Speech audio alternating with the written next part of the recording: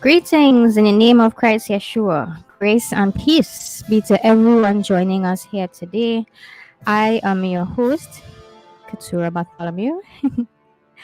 Today we are going to participate in another spirit-filled exercise of prophetic meditation. I'd encourage you, if you can, to grab a pair of headphones, so that you can zone out. This is your time. You and the Holy Spirit. Grab a pen and a notepad or something to write with, because the Holy Spirit is definitely going to be speaking to you today. Just want to apologize for the delay. I had a little meet that went a little beyond the time that I anticipated. So my humblest apologies.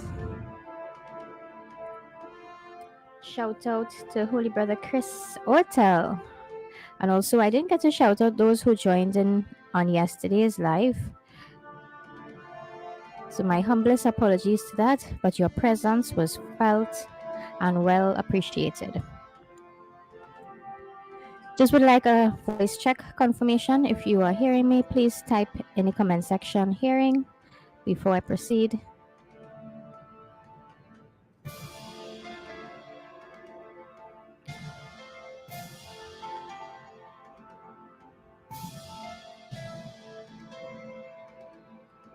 Hearing, oh, blessings and much love, Holy Sister Sherry. All right, Chris type hearing. Thank you so much. All right. So, as we know, and we covered yesterday, and every time we engage in these exercises, we maintain a conscious awareness of this. The Holy Spirit follows our awareness, our consciousness. And many people struggle to hear God's voice because they simply believe that there is something that they need to do in order for God to respond to them. This, unfortunately, is a mindset that will not allow you to see and hear the Holy Spirit, or hear what the Spirit of God has to be saying to you freely. If you have any type of condition, it will only occur when you have reached your condition. and that can be a very laborious process. So, the first point to note as we proceed is that the Bible provides us with spiritual laws of function. As you see here on the screen, your consciousness is a realm that has its own laws of function.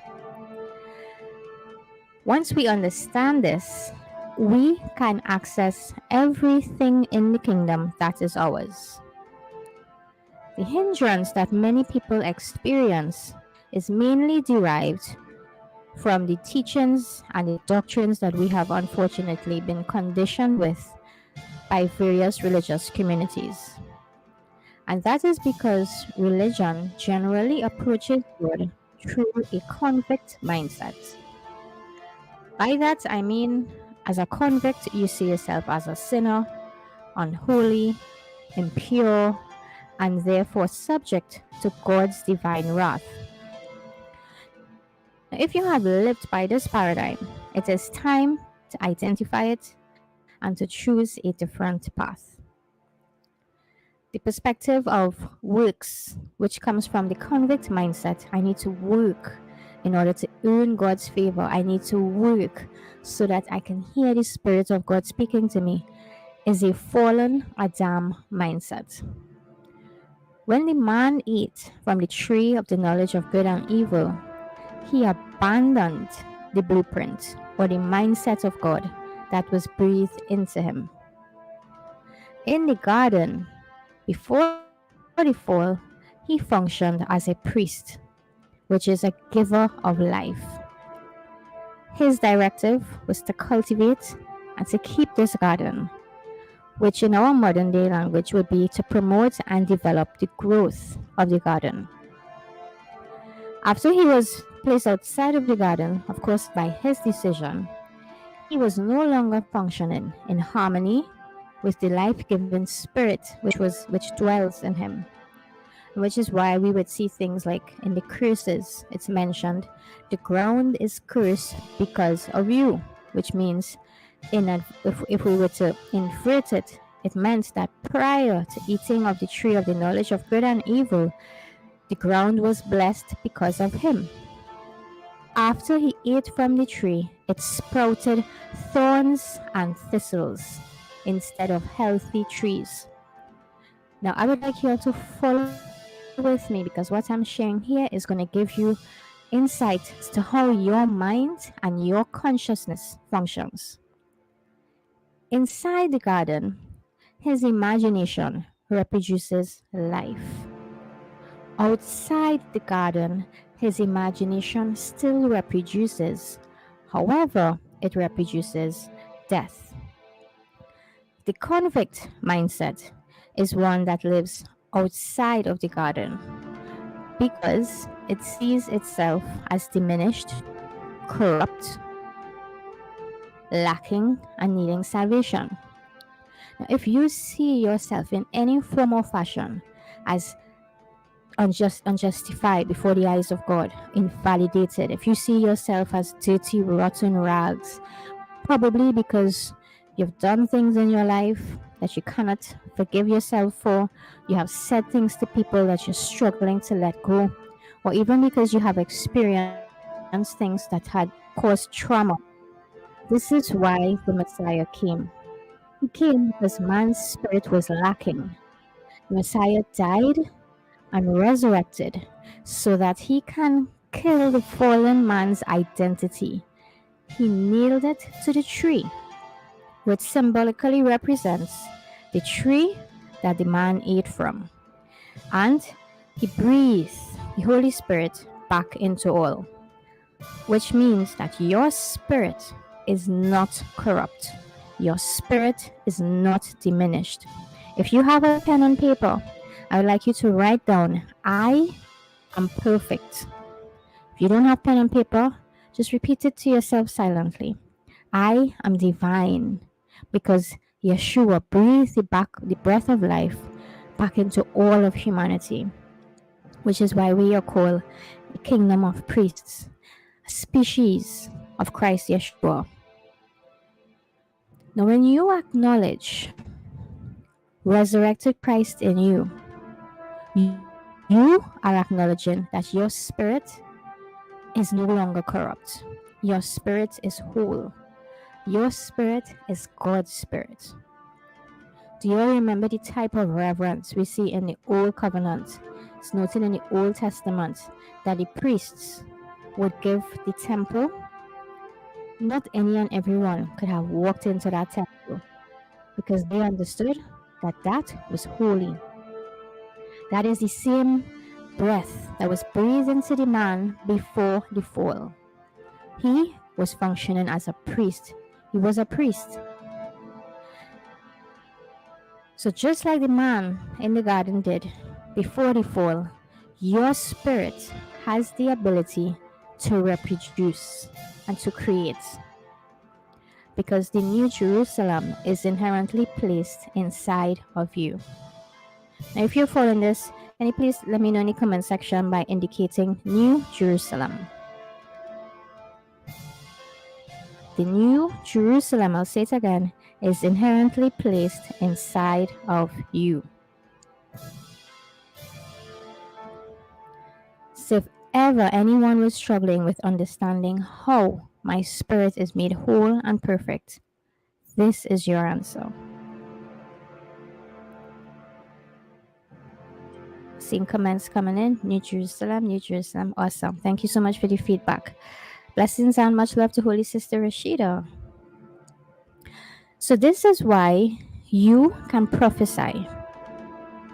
You don't have to follow 613 laws in order to prophesy. This is why you were able to heal the sick. You could go to a party the night before, get up in the morning and lay hands and manifest. This is not anything that we have to work in. This is why you can manifest the gifts of the Spirit without having to go to the temple and do an animal sacrifice. How many of us had to go to the temples and slay a cow and a goat for the Holy Spirit to come upon us to manifest the gifts of the Spirit? This is available to us freely without any works.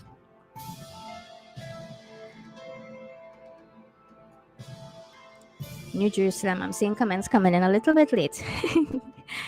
Oh, blessings and much love to Z and Master Coach. So now in this exercise, we are acknowledging that our minds and our imaginations are holy. They are set apart. They are creative and they are life-giving. There is no rule, there is no law, there is no condition that you need to keep in order to manifest life. A while ago, I mentioned that the man before the fall, his imagination was reproducing life. After the fall, his imagination was still reproducing. However, it was reproducing death in the form of thorns and thistles. So your consciousness and your imagination is alive, has the ability to procreate, to create, to generate life. The Holy Spirit is the only requirement to give us that ability to do this. So what you do with the Holy Spirit is now up to you. Because you have a life-giving spirit, which is the Holy Spirit, you have the ability to either create a realm of darkness or create a realm of light. Just like the sun does not stop shining. It gives light to the good and to the bad. And in the same manner, you don't stop shining. This is why people, when they receive a diagnosis from the doctors, symptoms in most cases seem to manifest and increase because their imagination and their mind has come into agreement with it, and it now feeds the sickness. Now, if that can happen in the reverse, how much more can happen if we focus and procreate life? This is why the Apostle Paul says, guard the procreative force of your imagination. Yeshua had to hold his mind and his imagination strictly to life in order to reproduce life. Our imaginations are to be used to confirm and to manifest life. Now, if you want to start manifesting life, the first thing you need to start doing is disciplining your mind, disciplining your thoughts to what you want to procreate. So now the exercise, this is where we are now about to begin the exercise. Now that we understand that we are life givers, we are now going to take a moment. We're taking the description that is given to us in Revelation that John saw. You're going to see yourself dressed like the Son of Man, because now you, every personal identity that you have, no longer exists. There's no longer Rashida, Patty, Chris, Zane, Sherry. Your spirit is Christ's spirit. So now you're going to see yourself dressed as the Son of Man, dressed in a robe, reaching down to your feet, with a golden sash wrapped around your chest. Your head and your hair white like wool, glistening white like snow. Your all-seeing eyes flashing like a flame of fire. Your feet like burnished white hot bronze, refined in a furnace. And your voice powerful like the sound of many waters. Take a moment and relax and see yourself seated on the throne. Because that is how Father sees you.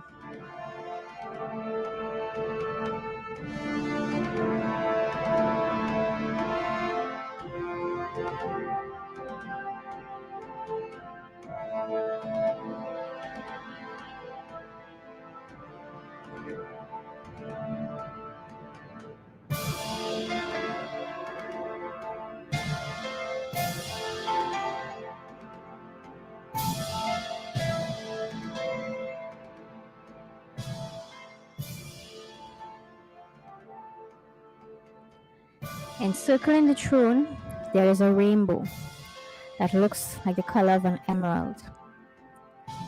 And now see yourself speaking, causing waves to travel through the entire universe. Just as we see in the imagery, white light, it's traveling, you're speaking and your voice is resonating in all.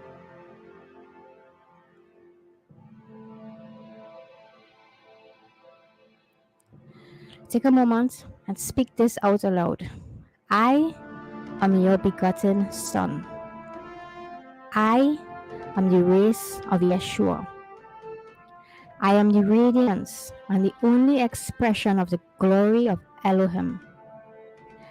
I am Elohim with Elohim.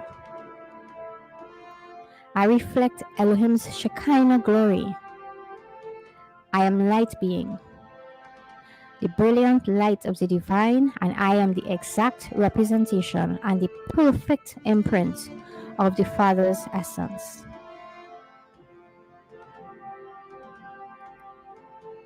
Now, because you understand this, there is no longer any unholy minds. There is no longer any identification with any corrupt spirit or anything that is lacking. Everything that you need is breathed into you. And now you have to control what you give life to. You choose what you entertain as true. Now, in this Christ conscious realm, see yourself having a conversation with Father, Elohim with Elohim. Don't see yourself as a commoner. Don't see yourself as an ordinary human. You are a priest. And have a one-on-one moment with him. Talk to him. Ask him anything that you desire. And do not try to edit what you see, but become aware of what is being shown to you.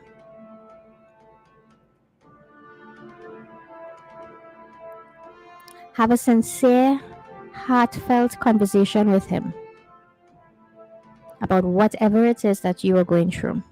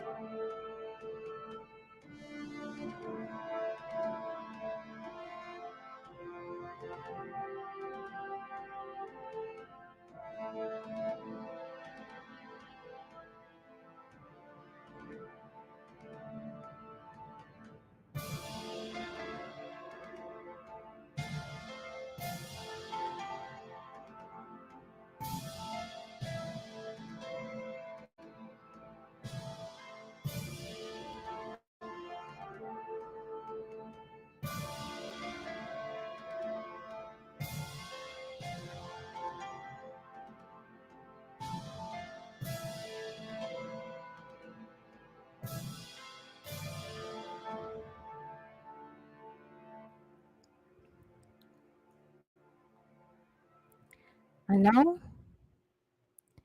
become conscious of the description of who you are in the spirit. And see yourself walking around just laying hands on people. They are immediately recovering. See yourself walking through the malls. Become aware of the spirit like white light upon you, enveloping you, people touching your clothes, being filled with joy and being filled with healing. You resurrected Lazarus. You healed that woman with the issue of blood. You parted the Red Seas.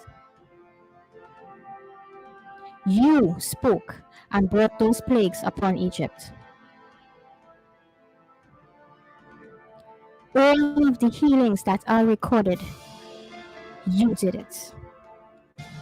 Because you are Elohim with Elohim. See yourself walking through the hospitals. Cancer is being healed. It is like a speck of dust. It is nothing. There is no greater sickness and lesser sickness. See wounds closing, tumors drying up. The moment and the instant you lay hands, the moment you speak, your instruction fills people with life. You cause limbs to grow out. See them doing what they could not do. See yourself prophesying and your words traveling out your mouth and piercing their hearts. See people around you being filled with excitement and joy. They are saying, "Blessed is he who comes in the name of the Lord."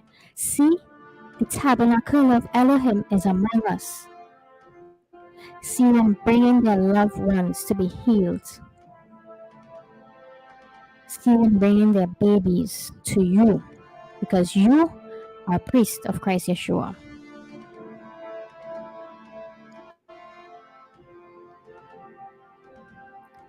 Acknowledge that any other perspective is a lie.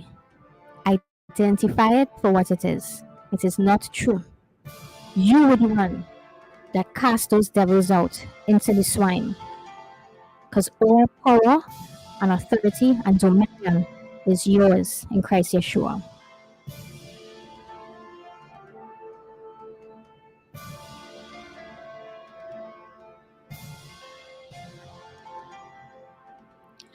If you're following with me in the comment section, please type Elohim. If this resonates with you, Elohim.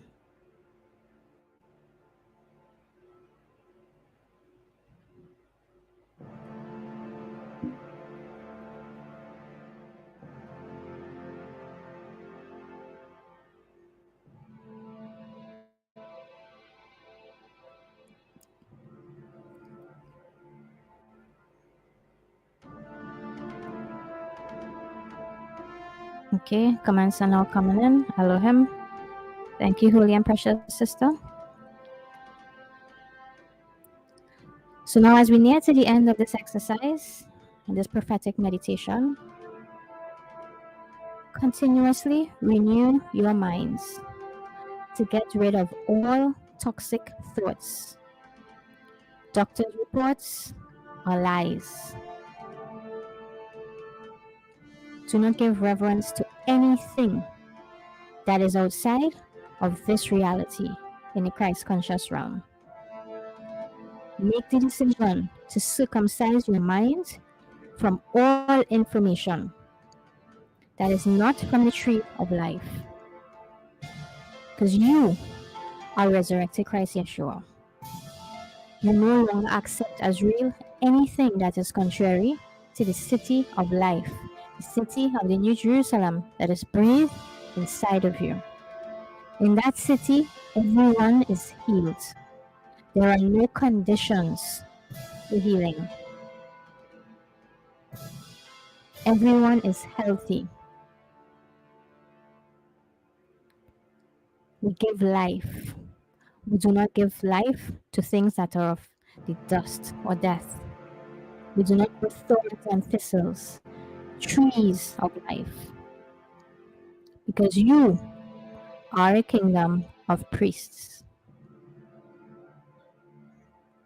If this session has been helpful to you today, then I encourage you to let me know in the comment section by typing Kingdom of Priests.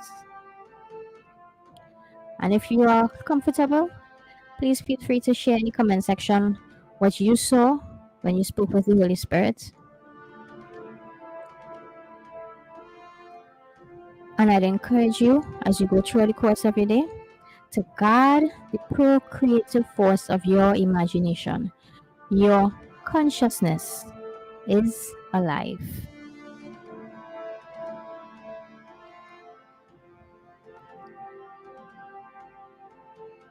Huge shout out once more to those who have joined us today, holy brothers and sisters. In the comment section, we have Chris, Sherry, Rashida, Zane, Patty, and for the others who are there, I probably cannot see who you are.